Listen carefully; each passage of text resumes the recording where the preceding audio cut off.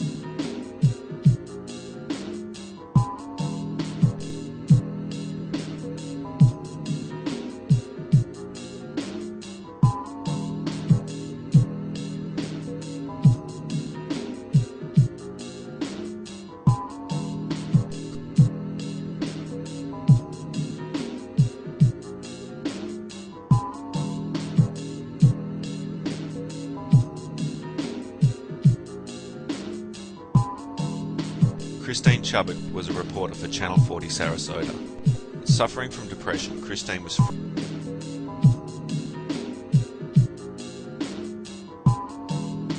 Christine Chubbuck was a reporter for Channel 40 Sarasota. Suffering from depression, Christine was frustrated at her employer's obsession with blood and guts reporting.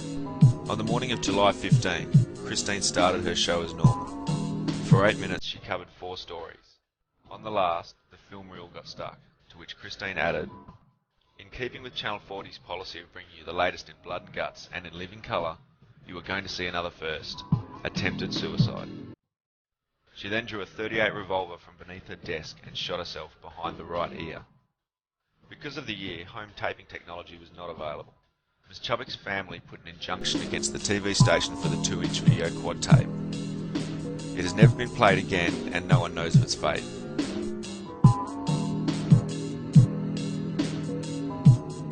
Bud Dwyer was being made the scapegoat for a financial scandal. The day before he was due to appear in court, Bud called a press conference.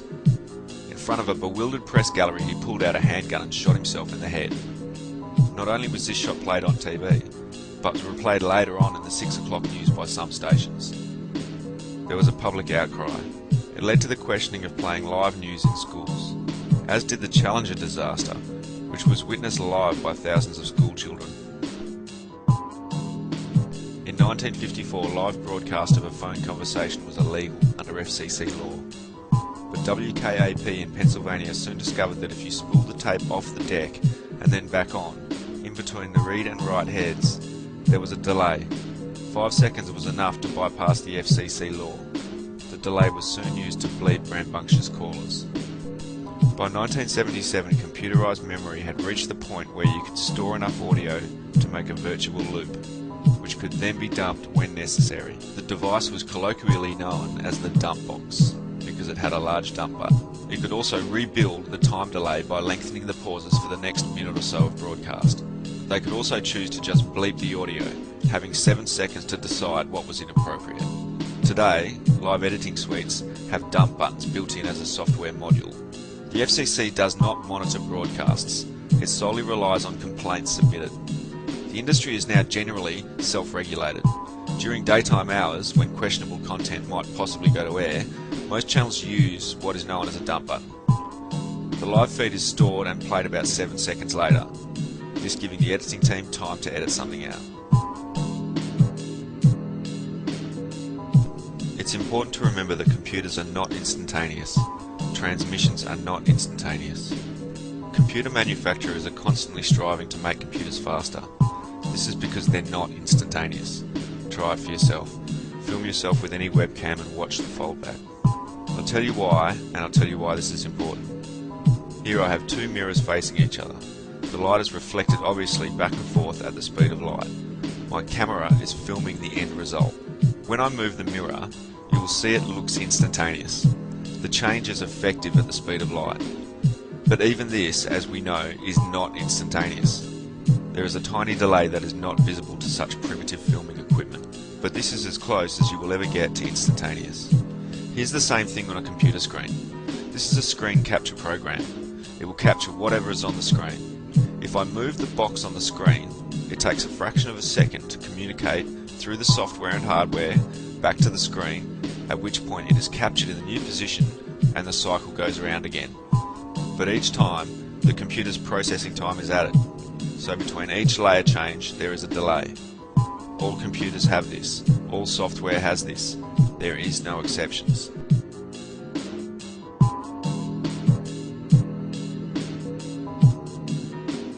In 2006, a channel appeared on YouTube with the username TinaCard. It argued that September 11 had to be perpetrated by magical Arabs, even given the mountain of evidence to the contrary.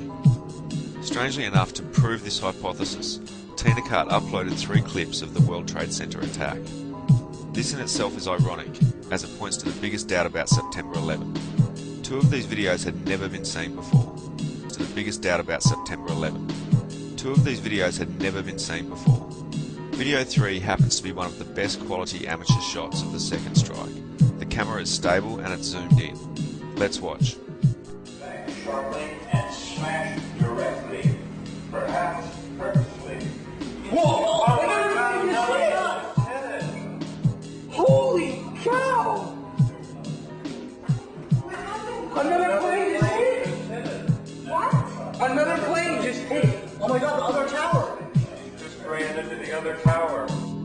The TV you can hear in the background is playing one of 2 channels, Fox 5 or WNYW. They both have the same commentary, but different video. If we synchronise them with the Devon Clark video, we should see a considerable delay. In the time it takes for the light to travel to Mr. Clark's camera, the TV has to get the footage transmitted to the station, put logos and commentary on top, and then rebroadcast it via analogue signal to the TV in Mr. Clark's video. Let's start with the Fox 5 footage. We can line it up with the explosion, and now we can let the clips play through side by side. Said it appeared to bank sharply and smash directly, perhaps purposefully, into, oh my goodness, there's another one. Oh my goodness, there's another one. Seems to be on purpose. Oh my goodness, now you... This scenario is impossible. The TV in the background is ahead of real-time events. To illustrate why, I'll synchronise the clips by the audio. To bank sharply and smash directly, perhaps purposefully. You'll notice the problem now. Oh my goodness, there's another one. Seems to be on purpose. Oh my goodness, now you... Now it's obvious, I think. This means that the plane on Devon's TV hit the building on Devon's TV before it did in front of Devon's own eyes. We have to assume this is not the correct clip. We'll try the WNYW clip, otherwise known as Saltergate. As you look at the picture from our chopper now arriving at the scene, Jim Friedel in Hoboken said it appeared to bank sharply and smash directly, perhaps purposefully, into, oh my goodness, there's another one. Oh my goodness, there's another one. Seems to be on purpose. Oh my goodness, now it's obvious, I think, that there's a second plane just crashed into the World Trade Center. Once again, we'll compare it with Devon Clark's video side by side. This time we'll line up the explosion and the plane impact. Jim Friedel in Hoboken said it appeared to bank sharply and smash directly, perhaps purposefully, into, oh my goodness, there's another one.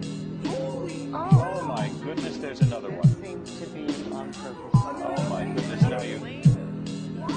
Another plane just hit! Oh my god, the other tower! Just ran into the other tower. From Google Earth we know the chopper is over 5 miles away. From there it has to send a transmitted signal to the network station. It then has to be processed by the network's equipment and then be rebroadcast to the TV in Devon Clark's room. The sound also has to travel across the room at a very slow speed of sound. Devon's camera is recording from about 2 miles away, with no other impedance. This problem cannot be reconciled. One or more of these videos is fake. If the Devon Clark video is real, then both of the Fox videos are fake. We have to assume that Devon Clark has made a fake September 11 video, which is a vile act, and discard it as any evidence concerning 9/11. And and certainly not use it to invade any more innocent countries. Which still leaves us with a problem with the curious Fox footage. Why are the two audios misaligned? Let's watch them side by side, synchronised by the explosion. As you look at the picture from our chopper, as you look arriving at the picture from our chopper, Jim Friedel arriving at the scene said it appeared to back sharply and smash directly, perhaps smash directly into. Oh my goodness! Oh God! There's another one. Oh my goodness! Oh God! There's another goodness! There's another one. Seems to be Oh my goodness! There's